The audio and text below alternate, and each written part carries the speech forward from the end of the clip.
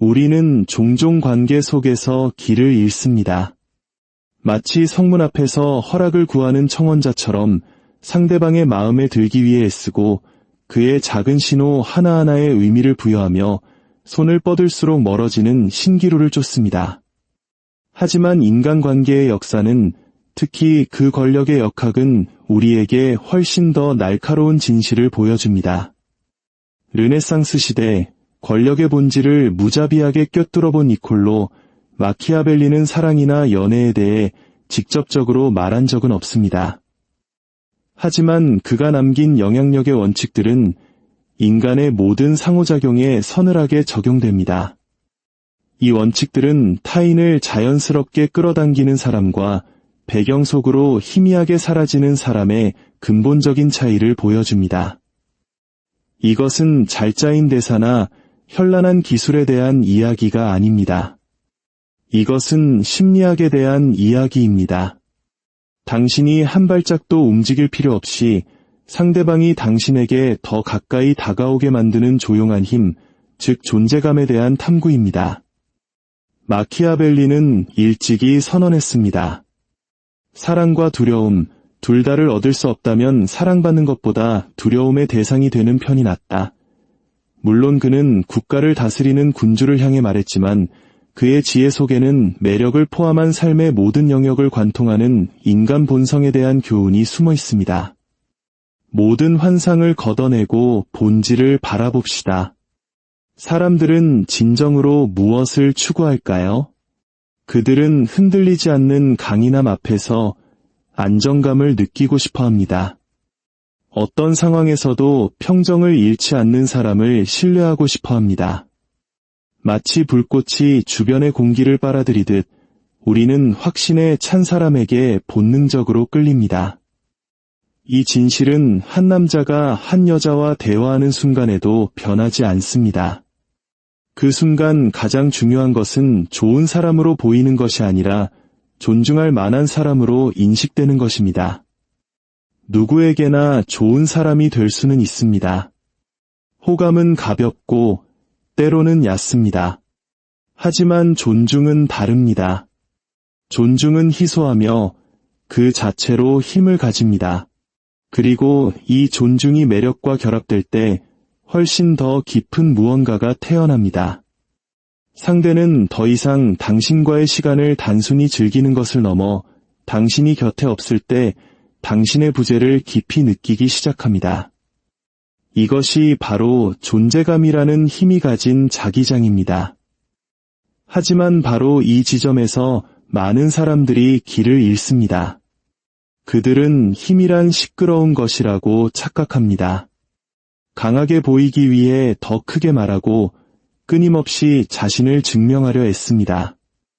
그러나 그런 과시는 갑옷을 입은 불안감의 다른 이름일 뿐입니다. 진정한 힘은 과시를 필요로 하지 않습니다. 소리치지 않고 애원하지 않으며 구차하게 자신을 설명하지도 않습니다. 진정한 힘은 조용하고 고요하며 부정할 수 없습니다. 우리는 산이 높다는 말을 굳이 들을 필요가 없습니다. 그 아래 서는 순간 그 거대함을 온몸으로 느끼게 됩니다. 바다는 우리에게 존중을 요구하지 않습니다. 그 육중한 파도 소리를 듣는 순간 우리는 기꺼이 경외심을 바칩니다. 사람 사이의 힘도 이와 같이 작동합니다. 그것은 끝없는 말의 향연이 아닌 묵직한 존재감에서 나옵니다. 타인의 인정을 쫓는 것이 아니라 자신의 중심을 굳건히 지키는 데서 비롯됩니다.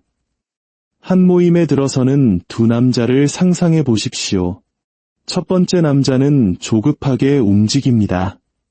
그의 걸음에는 안정감이 없고 시선은 인정을 구걸하듯 이 사람 저 사람에게 흩어집니다. 그의 웃음소리는 너무 작고 필요 이상으로 큽니다. 그의 모든 몸짓은 제발 저를 받아주세요라는 소리 없는 외침과 같습니다. 처음에는 친절하고 열정적으로 보일지 모르지만 그 노력에서 절박함의 냄새가 나는 순간 사람들은 본능적으로 약함을 감지합니다. 이제 두 번째 남자에게 시선을 돌려봅시다. 그는 서두르지 않습니다. 마치 모든 움직임에 무게가 실린 듯 그의 걸음은 느리고 신중합니다. 그는 밀림 속 자신의 위치를 아는 사자처럼 평온하게 걷습니다. 그의 시선은 흔들림이 없습니다. 누군가를 바라볼 때 그 시선은 온전히 집중되어 있습니다. 그는 침묵을 채우기 위해 의미 없는 말을 쏟아내지 않습니다.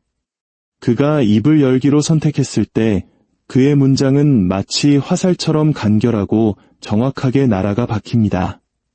그는 관심을 구하지 않지만 공간 안의 모든 관심이 자연스럽게 그에게로 향하는 듯합니다.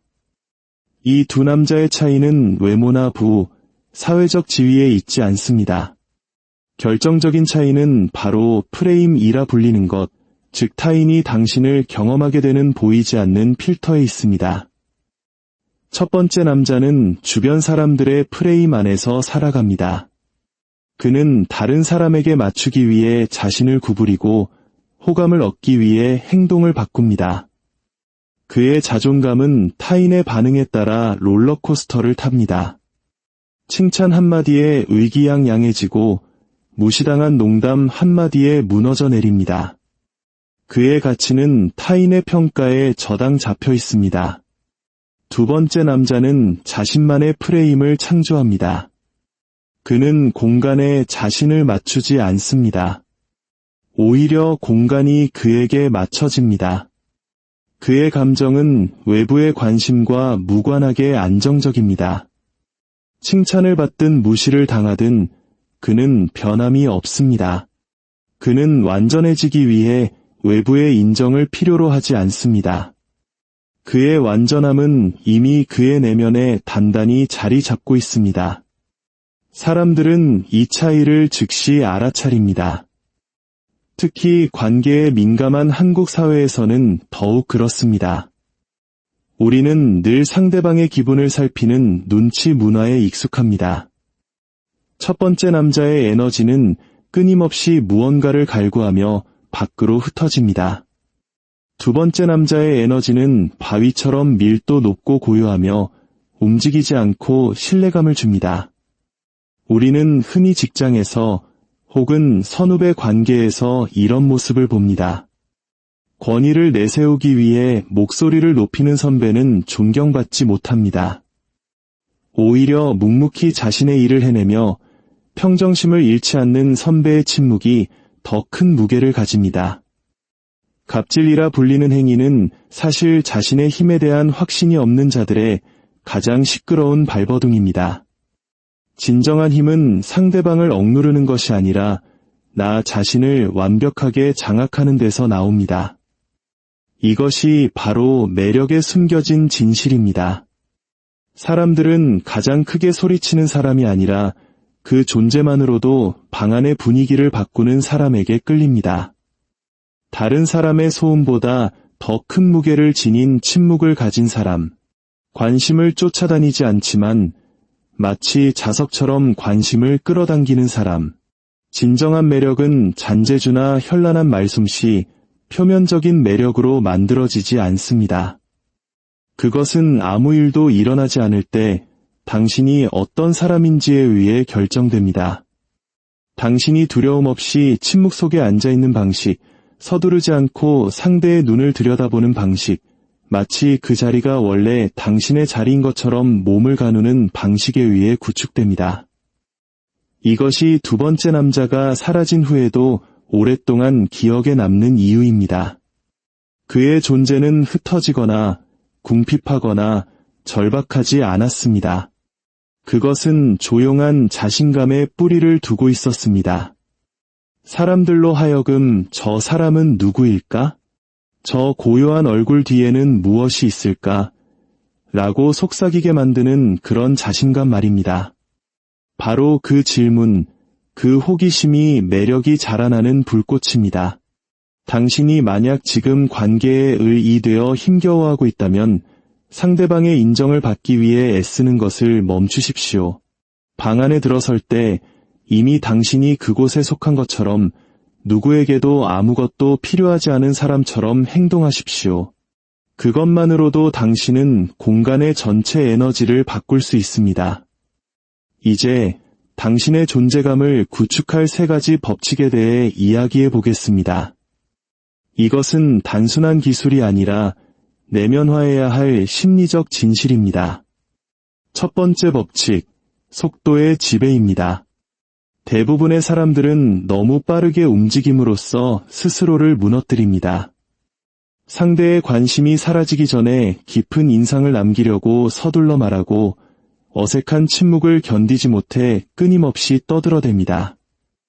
한국 사회의 빨리빨리 문화는 관계 속에서도 조급증을 낳습니다. 하지만 서두름은 결핍을 드러내고 결핍은 약점을 노출합니다. 반대로 천천히 말하고 단어 사이에 공간을 허용하는 사람은 자신감을 드러냅니다.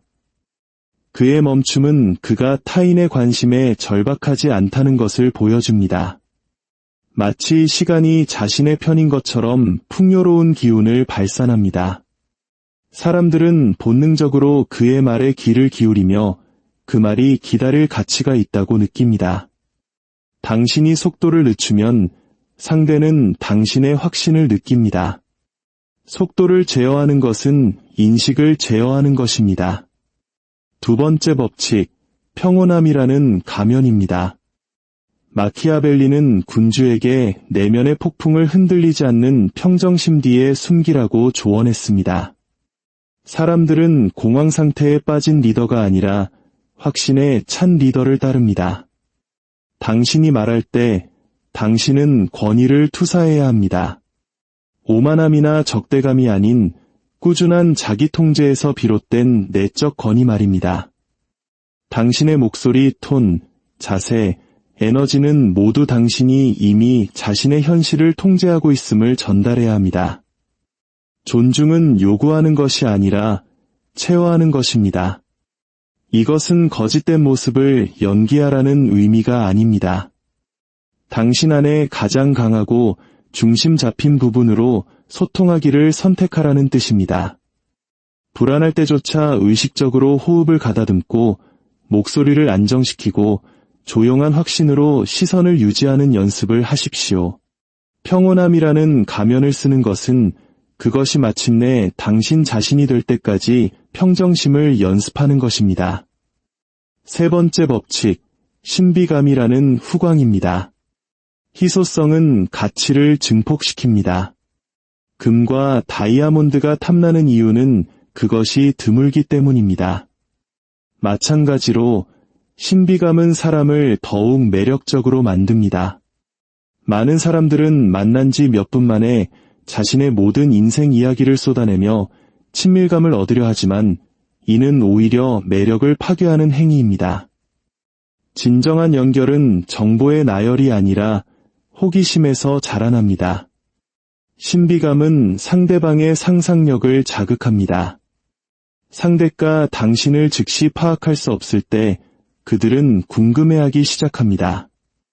이 사람은 진짜 어떤 사람일까? 무엇이 그를 만들었을까?